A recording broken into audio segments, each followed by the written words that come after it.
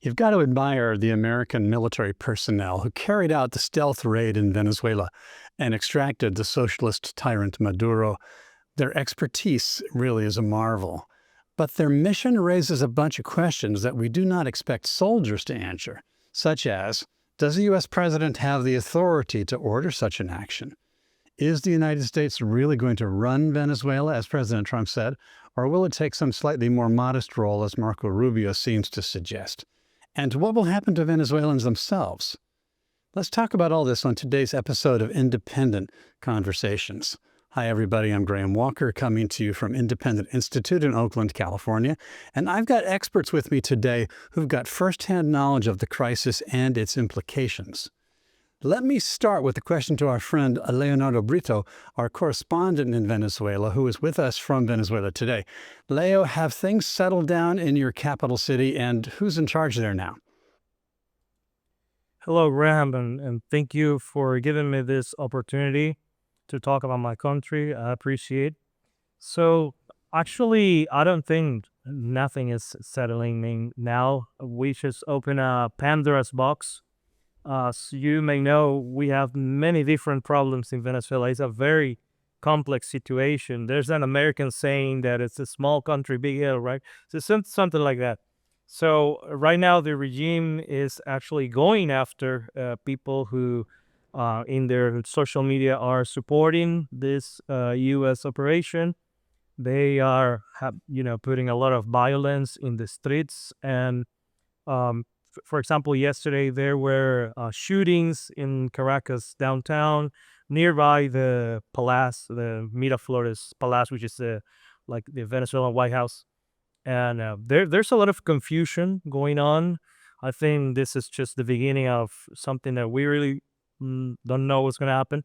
And the person in charge, it's actually the regime. They are still in charge. It's like a hydra with many, many heads. And now Delcy, which is the vice president, is the one that is taking over.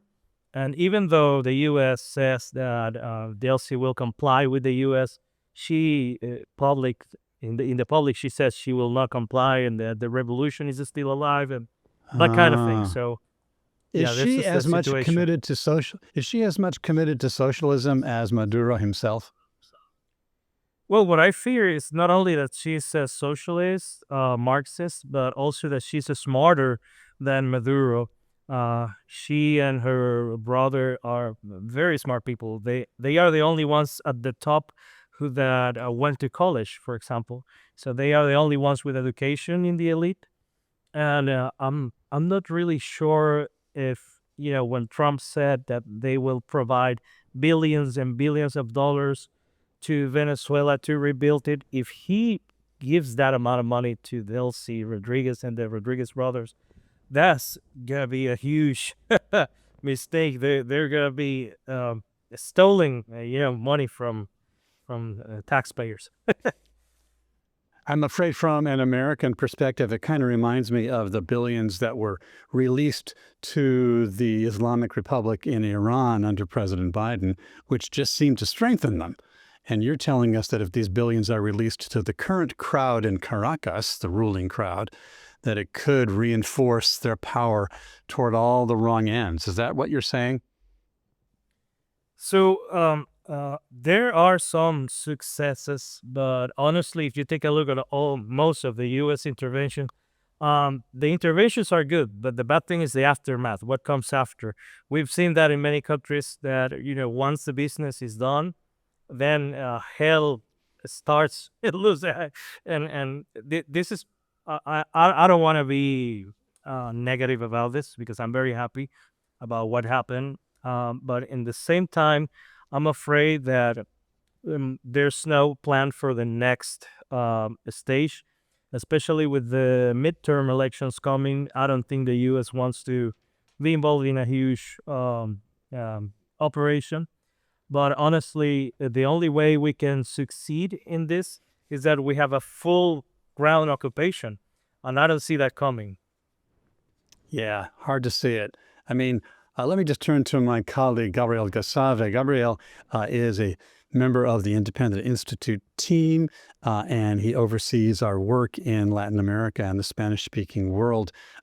Can you imagine, Gabriel, a serious and maybe semi-long-term U.S. occupation, or do you agree with Leo that that's unlikely? Well, Graham, the last Saturday events triggered talks about an eventual peaceful transition in Venezuela, which is not possible right now. There is still peace or relative peace, but there is no real transition.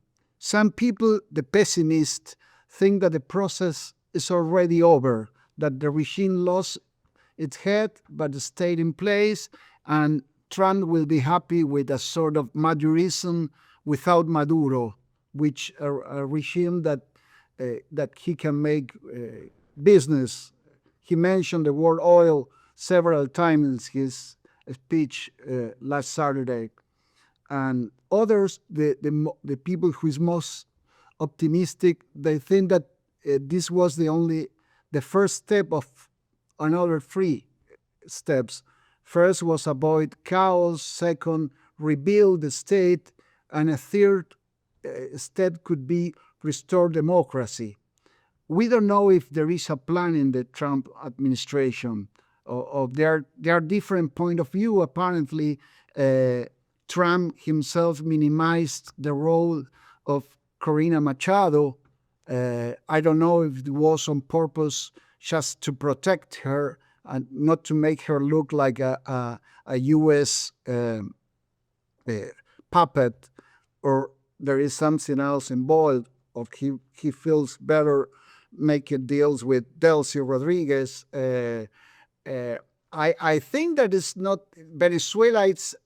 It's not the same that Afghanistan or Iraq or Libya or Syria that could be the ground for a long-term occupancy by the U.S. forces.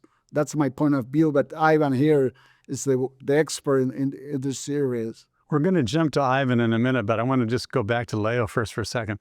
So our friend Gabriel mentioned Maria Corina Machado. When I first heard about the intervention by the U.S. forces, I thought to myself, oh, great. Now they're going to put Machado in place. President Trump says she doesn't have enough respect. Could that be accurate, that she doesn't have enough respect? I mean, she won, 93% in the opposition primary in 2023. And then her candidate, Gonzalez, won, 67% last year in the national election. But does she not have enough respect, Leo? Was that accurate? So I think Maria Corina is highly supported by most of Venezuelans. I would say 80% of Venezuelans, without giving you, a mistake. They really support her. So she has the support of the people, but she doesn't have respect in the armed forces, and she doesn't have the capacity with the military. And there are also other gangs. So we have several gangs. It's not just Tren de Aragua or Cartel of the Suns. So Venezuela is basically run by many different gangs that if Machado takes power, day one, they will, take her out because of the criminal capacity they have. So it's a very complex situation. She has 80% of the people love her, but she doesn't have the capacity or the institutional power or the agreement with the military to really grasp on the power of the land. So could it be that President Trump's at least initial reluctance to put her in a position of power may have some merit? Maybe has some wisdom there? Could that be what you're saying? Yes, I'm not sure if what did he mean by saying that, but he's right in the fact that she cannot be the leader, not yet. We still need to do a cleaning process before we can actually go into transition, elections, and all of that, because it's really a mess. And the more you research on Venezuela, you see the deeper the mess we have. But it seems like there's a huge support among the Venezuelan people for that process of cleaning up and getting ready for elections. Is that true? Well, that's true, but they cannot openly talk about that. So it's uh, it's a mixed thing. So people want the change, but they cannot support openly the change unless they are abroad, of course. So right now, apparently, the regime powers are watching out and looking for people who are supportive of the U.S. and not supportive of the regime and trying to silence them. Apparently, that's what I've read. That seems true to you still, right? Yeah, that's true. So what they have is they put a lot of checkpoints, okay, everywhere because they don't have like the technological capacity. But what they do is they put checkpoints, and where you're driving, let's say from one state to the other, you cross through the checkpoint. You have a lot of military, so they check your phone, your social media, and they see, oh, this guy is posting in pro of Trump intervention. So they take you to prison. You have no lawyers. You have no rights. You have nothing. Your family will never know about you. So that's the way they operate. So it's not like they go after you in your house. It's more like they. I mean, if you expose yourself, then they come after you. So you better keep quiet. Wow. I'm going to turn to our other colleague here, Ivan Eland. Ivan Eland is a senior fellow and director of our Center on Peace and Liberty. So, Ivan, you know a lot about the international law issues here. I posed a question at the beginning that I was thinking of you when I asked it. And this is a little more theoretical than immediately practical, I guess. But Ivan, does a U.S. president have the authority to order such a military action in a foreign capital? No, not under international law. It's very clear. Yeah, you can only do so under three things. You have to be invited in, which was not the case, or you have to claim self-defense, legitimate self-defense, which was not the case here. And the third one is that you got to get a UN Security Council resolution. Now, if you want to talk U.S. law, that's a different story, but it's still very shaky. And in international custom, it's a sovereign head of state by the culture of international relations. You usually don't take out either by assassination or by doing something like this, because other people can do it to you. It's like torture. If the U.S. does it to other soldiers, they'll do it to us, and they won't surrender. There's reasons why these informal rules are set up, and that's an informal rule, but that's not done either. So, and of course, it's a little more complicated with U.S. law, and there's a debate. But the original founders of the United States would have frowned on something like this with no congressional authorization. Slightly detour into devil's advocate. So one could ask the question, what right did Trump have to do that intervention? The answer is none. But what right did Maduro have to rule Venezuela? None. He had been rejected by the voters. He messed up and distorted the election results. So neither of them really had a right to rule in Caracas. So isn't that even, Stephen? Well, not really. I mean, if you want to go by the founders' vision, John Quincy Adams said in a speech, "We don't seek monsters to destroy." There's a lot of problems in the world. There's a lot of oppression. But when we go do stuff like this, it erodes our own republic. We need to get, and if we do it, we need to get congressional authorization beforehand. So if you want to do something like this, it should be thoroughly debated beforehand. And they're claiming that it would have been leaked out or whatever. And yes, you keep the tactical operation as to when you're going to do it, how you're going to do it, et cetera. But you need some sort of a debate as to whether this is a right policy, at least in the United States, to do. So it's not even. And there's a lot of regimes that should be taken out around the world. And I'm certainly not defending Maduro in any sense, because we all know he's a socialist and he's run the economy there into the ground, and he's been Leo very called him a repressive. Marxist. What? Yes, yes. Leo called him a Marxist a moment ago. Yes. Well, we can debate. It's not good, no matter what the label is. But Right. yes. But it's trending that way. Yes. But anyway, I mean, the original conception was we interact with other countries. We act as an example of free markets and non-intervention. But of course, that went away after World War II, when the U.S. became the most interventionist country in the world. And especially in Latin America, where we had the Monroe Doctrine, this is a very sensitive subject in many countries when they run afoul of the U.S. for one reason or another. So this is really interesting. Ivan is largely speaking to us from the frame of reference of American constitutionalism and our own rules about the use of our own power.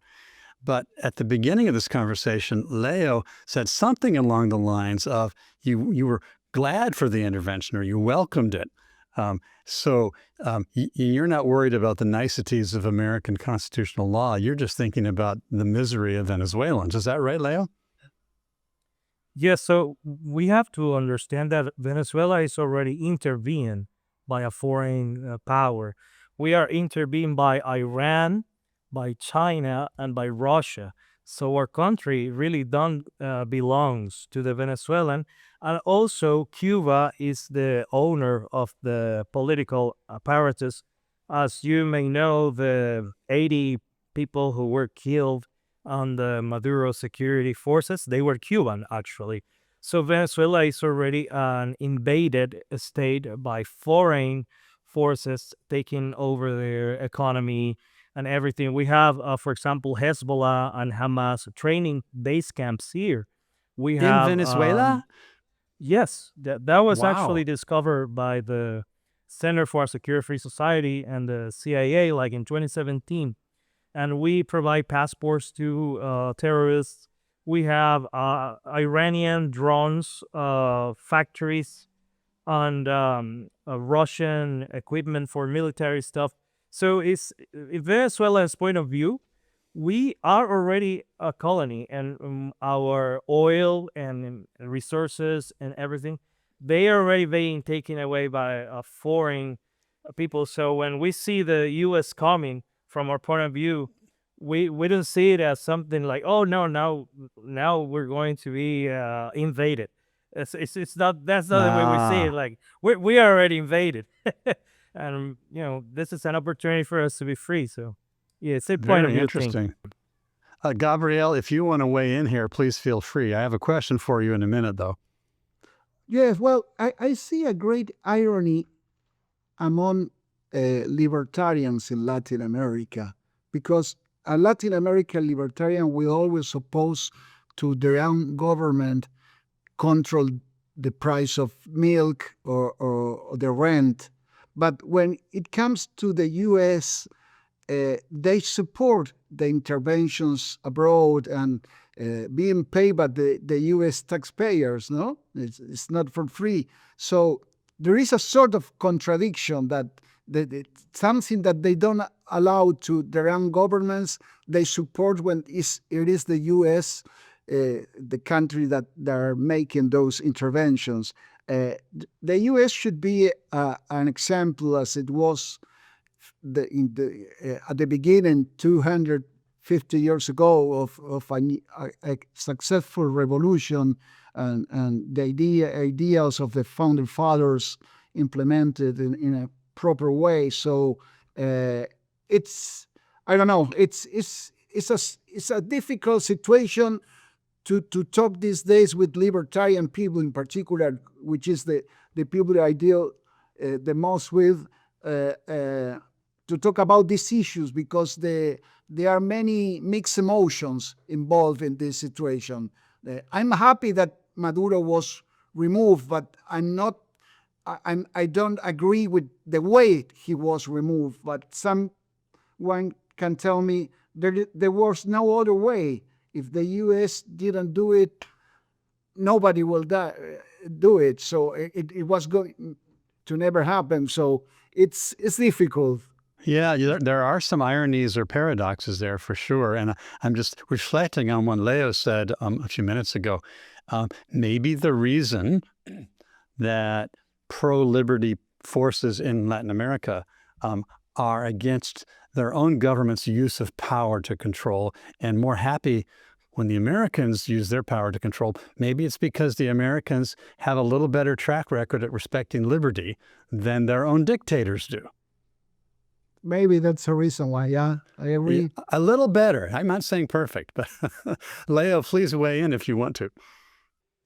Yeah, I mean, well, you even heard Javier Milei, which is probably the most libertarian president we have right now, supporting the intervention in Venezuela. So here's a problem. We have a lot of I would say human suffering. And when you have a lot of human pain and human suffering and families separated and stuff like that, the economic books and the theories and all the utopic things and the academics, they don't resolve, very fast for people that want solutions quick. So then you go to accept what reality is, the real world, that, it's not like we want it in the books, but it is what we have. If you imagine that you are in a prison, or let's say you are in a concentration camp, you just want to be free. You don't care, especially if you don't have guns or means to defend yourself. The other day I read about the Warsaw ghetto in Poland. So these people were living there, and the Germans gave them food and stuff, but they tried to be against the Germans many times. They revolted and they tried to do many stuff, but eventually they were all killed and they were sent to the Auschwitz concentration camp. So in that situation, if you live in a place like that, so you really don't care a lot about Hayek or Mises or Milton Friedman. You really want solutions, and especially libertarians in Latin America. We're very little. We're very few. Don't imagine we are a strong force in Venezuela or Colombia. We're not that big, and we don't have the power of influence to, say things how they should be. Venezuelan people have been fighting for maybe 26 years, and we tried everything, and we came up to the realization we're not gonna make it without guns, and so this is. I know it's a contradiction. But there's a human thing in the middle, and the suffering, and the many things. So that's how you cannot explain it in an easy way, because it's not easy. It's not academic. It's not even about values that we defend. It's about people who are starving and they want to eat. Your example of Poland toward the end of World War II is pretty interesting. I mean, if you are in Auschwitz or elsewhere suppressed by Nazi Germany, you'd be glad to be liberated by the Russian army, but you'd be even more glad to be liberated by the American army. Right. You will see Russians like angels. Yeah, you would, Right. but you'd rather see Americans if you could. Oh, Yeah, yeah. Definitely, yeah. So all of this is pretty complicated, which leads us, I think, back to Ivan. Ivan is good with complications. So we've heard from our Venezuelan correspondent that from the Venezuelan point of view, the country has long already been invaded, Ivan, by Iran, China, Russia, Cuba, etc. Does that kind of factual thing on the ground, Ivan, does that have any mitigation on the international principle of non-intervention against sovereign states? Well, I think, we have we talk about principle, but there's some actually, I don't think it does, not from a U.S. perspective, if you want to keep a free society here. I mean, we have an empire, an informal empire, but an empire nonetheless, and we are $38 trillion in debt. So we have our own domestic considerations here. And war is the biggest cause of big government in human history and in U.S. history and in most other countries' history. And so I think you have to deal with that fact, and you shouldn't use military force unless you have to. And I think there's some very real problems, complications. And I think Leo put his finger on it when he said, Machado has all this popular support, but she doesn't have support of the armed forces or the internal security forces or the intelligence agencies. And that's a big problem because the only way you can really rip out this regime is to have a ground invasion with army, not Marines. These force packages that they have don't correspond to anything. If you want to plink boats, they have way too many forces on station, and the forces erode when they're sitting there for a long time. So the U.S. attention span isn't going to wane because at minimum they're going to have to sub out those ships because the sailors can't be on there forever. And so they're going to have, but they've got way too many forces just to interdict these little drug boats. If they want to take out,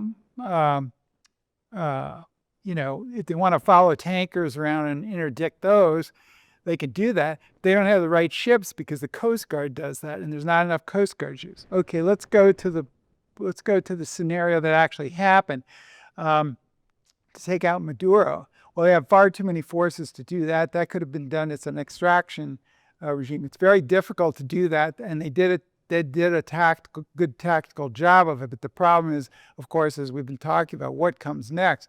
If you really want to root out these security forces and root out the regime, you're going to have to go in there. They only have 15,000 Marines, and that's not enough. Venezuela is a big country. Look what happened in Iraq. They told Bush, you're going to need at least 200,000 troops, and he ignored them, and they ended up putting 220,000 troops in Iraq, and they still couldn't subdue them. No. So occupation, you need a whole lot more. They can go in and wreck the place in no time at all. We have high tech, everything.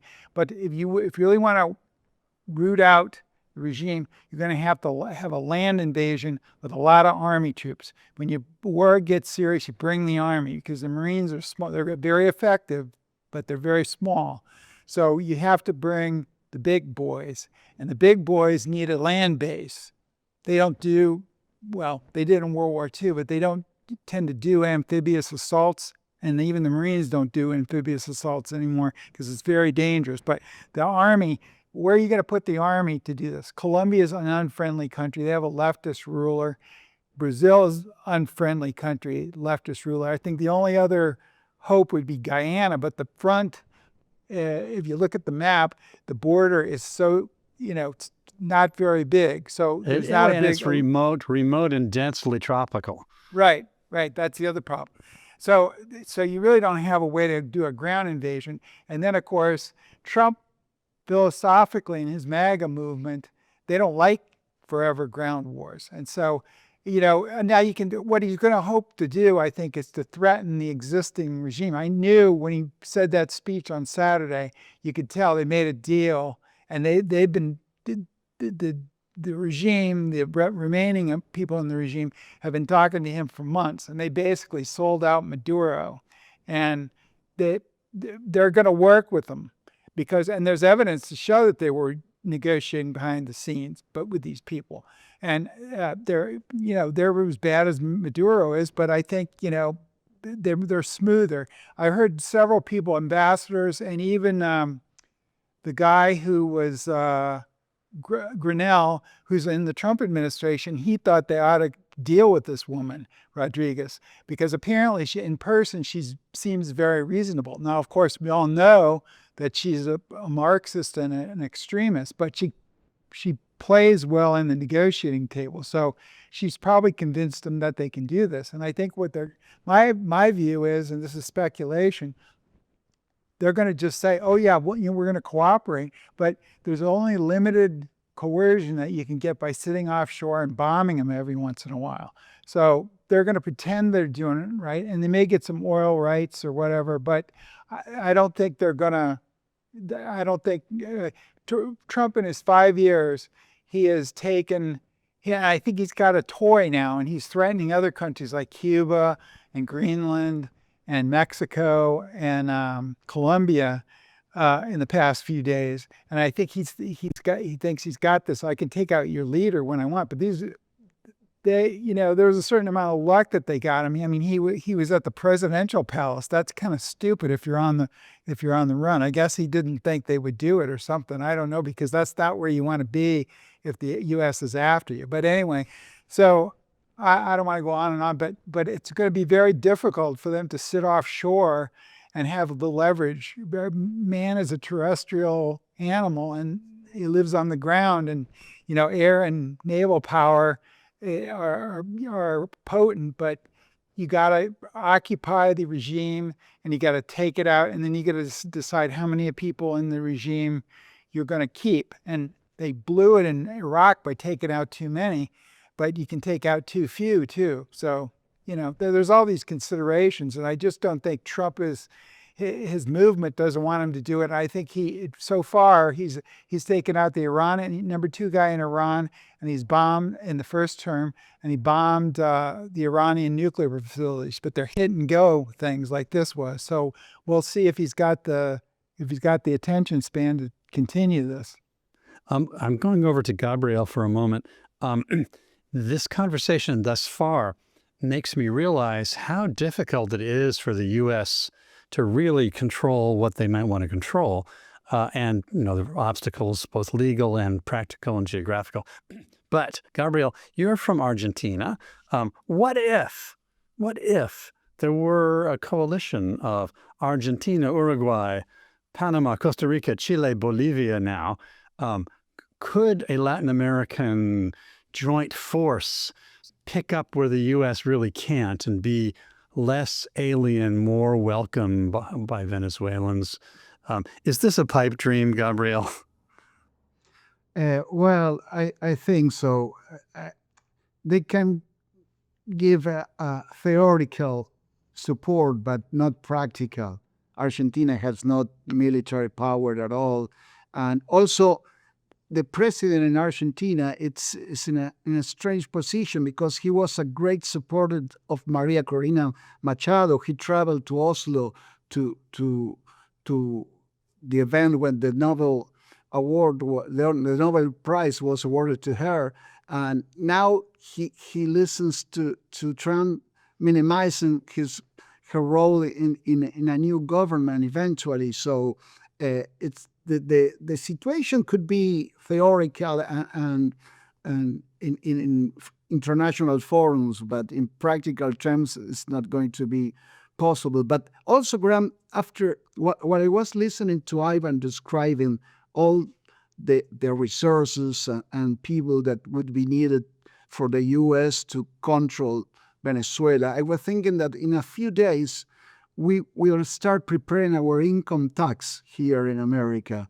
So if you think about the things that you cannot purchase, or the sacrifices that you have to make, and at the same time you listen to your government trying to be the police of the whole world, you think, well, this is crazy, this is insane. So I understand the people that is suffering in Venezuela or somewhere else, but there is a point that the U.S. cannot get involved in everything everywhere, and people themselves have to think about what kind of regime they've chosen in the past and how to face it. In Argentina, for instance, we had Juan Domingo Perón, who was overthrown 80 years ago in 1955 by a military and civil coup. But the Peronist mindset, the Peronist mentality is still in the minds of many, many Argentinians. And the main province of Argentina, Buenos Aires, is still governed by a Peronist. So we have to blame ourselves, the Argentinian, for what we had. And I think that the Venezuelans should do the same and realize that the U.S. can give a hand or can give some support, but it's not their duty to do that. like in anywhere else. We got to Yeah. turn back to Leo for a minute here, obviously, at this point. So, back when this all began, Leo, is it true that the majority, at least, of Venezuelans wanted Chavez and wanted Chavismo, to take over their country? Was that a voluntary choice at the start? Oh no, that is not true. We had a lot of what we call the abstention. The abstention is that people don't vote. So we have 11 million people registered to vote. You know how many people elected Chavez? It was 3.5 million, 3.5 million people elected Chavez in a country of 30 million. And the next Wait, contender after Chavez, 3.5 million? 3.5 yes, million out of a country of 30 million. right. And the next guy lost for minus than 500,000 votes. But what happened is that people didn't show up. They didn't want to vote because it was a way of saying, we don't want to do anything with this political class. We hate political parties.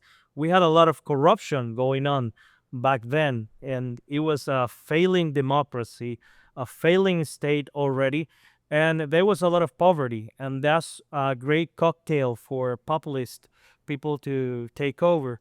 So yeah, the idea that we chose, and of course after that, every election was rigged, and it was he did many things. Not only the Dominion voting machine system, way too many things before that took place. So the way that after that they control the population and the civil society and shut down everyone that was against them and took the guns, because that was one of the first things that Hugo Chavez did, taking into power. And in 2002, we tried a coup. The civil society, we united together, the business sector and the workers, the unions, even churches, Catholic churches. We came together and we made a coup against Chavez in 2002, and we actually won the coup, but the military power restored him into power. So it's difficult when you don't have the guns to really do. It's, as I'm telling you, this is real world. This is not academic things that sound really good but you cannot really apply. So, a difference here between Argentina and Venezuela, I think that Perón and Peronism had wide popular support back in the day. And there's still a lot of wide popular support. But it sounds like Chavez and Chavismo really never had wide popular support, unlike Peronism. Does that seem fair, Gabriel? Is my summary fair? Oh yes, I agree. I agree with that. But my point is that if we don't change our mentality, we can overthrow whoever is in power at a certain point. But the idea will remain in the society. I mean, we should help Venezuela not to be a mere democracy that every 4 years they vote for someone who is going to control everybody's life. We should help Venezuela to desocialize, to implement a free economy, an open society, as a rule of law system. But it's not easy. It takes years, and you have to face indoctrination that the students supposedly had been having during 2 decades and a half. So, but that's the point, that we have to focus on that, not in the people that circumstantially is in power. It should be the mentality change and removed from the minds of people to have a change, a real change in the long term. But can I may add one point there? I think Gabriel's right, and I think speaking more generally, they did a study that showed that when you impose democracy by an invasion force or coercion or whatever, it doesn't really last very long, even if you can get it done. And they used a 10-year period, and they studied it. And there were very few cases where democracy put in that way lasted. And I think you really do. It takes much longer, and there's a lot of suffering, but the organic revolutions that happen, I think, are the best, because you do change people's mindset that they're not Peronists or Chavistas or what country. But and it's a long road, and it's not pretty, but it'll be more long lasting if it's done by the people themselves. Yeah, that makes a lot of sense. I think Leo must have a comment on that point. Yeah, well, that's the theory of social change that Friedrich Hayek said, and that's true. Everything starts with ideas and with the academics, but what if ideas are not allowed to be shared and spread? For example, I used to run a think tank here in Venezuela, and we were very successful. We had over 50 meetings a year, 2,000 people, youth, the teenagers and youth, enroll in courses, many things going on. But right now, we're not allowed to do anything. And we even have friends in prison. So if you want to change mentalities and change mindset, you have to be allowed to do that. Because if not, let's say we just wait until the system collapses, like the Soviet Union. It took 71 years to collapse. And then, okay, the system collapsed and now everything. Well, we have still a lot of corruption, a lot of things going on. You had the Russian mafia, you had the cronies, you had a culture, basically. And now we have Putin, and they're going back to the Soviet Union.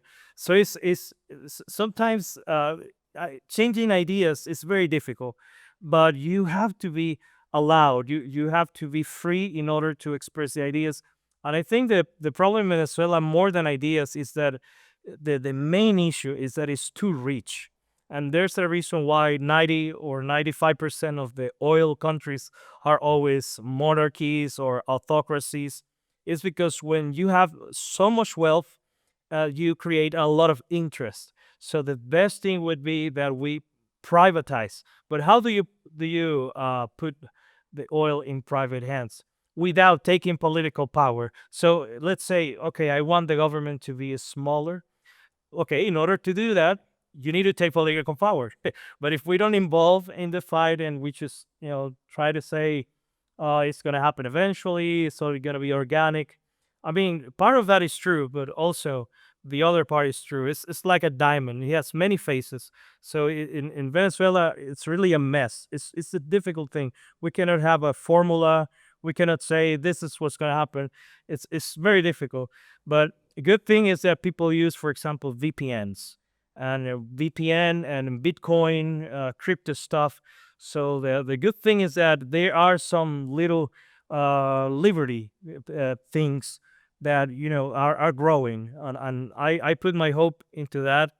And as a believer, I also think it's a spiritual fight too, because these guys are really demonic. But there are many things going on, even Muslim influence. It's really a mess. We don't know what's going to happen, and probably if the U.S. does nothing here, this will go even crazy. If the U.S. keeps the things like they are, so there will be a lot of internal conflicts and people trying to take over and the power, and it's going to be a greater mess than we have now. I wonder if it might prove ultimately possible that the U.S. interest in the oil reserves in Venezuela could be put to good use rather than ill use. For example, President Trump made a lot of comments about the value of Venezuelan oil, understandable. But Secretary of State Rubio commented a couple days ago that actually the value should be made clear that the beneficiaries of the oil wealth should be the Venezuelan people. And if U.S. power could somehow move the oil wealth and use it as leverage toward the well-being of the Venezuelan people, maybe there could be a series of small steps. Maybe some of the steps will be messy, but maybe things could move in a healthy direction. We have to draw to a close here because we're running out of time, but I have to just say at the end here that Venezuela is an incredible country. I mean, it was for decades one of the most sophisticated, successful, cosmopolitan countries, especially Caracas was an exceptional world capital. The productivity of the Venezuelan people was amazing, both in business and in the arts. Venezuela could be that way again. And so I'm not going to give up hope, but it sure sounds messy, Leo. And we are thinking of you, and you've got all of our sympathy. Thank you. So with that said, you're welcome. You're welcome. With that said, I just have to thank you to our friend Leo coming to us from Venezuela. Thank you so much to Ivan Eland, who keeps us on the straight and narrow with regard to constitutional principle, and Gabriel Gasave, who understands the lay of the land throughout Latin America. Thank you, Ivan. Thank you, Gabriel. And most of all, thank you to Leo, and we wish you all the best, and let's keep in touch. Thanks for joining us, everybody, on Independent Conversations. You're most welcome, and I invite our friends who are watching us to join us through our website, independent.org, where there are already a number of interesting analyses of the situation in Venezuela have been published and posted on our website, independent.org. Again, visit us for some good material on that subject, and join us again next time on Independent Conversations. Take care, everybody.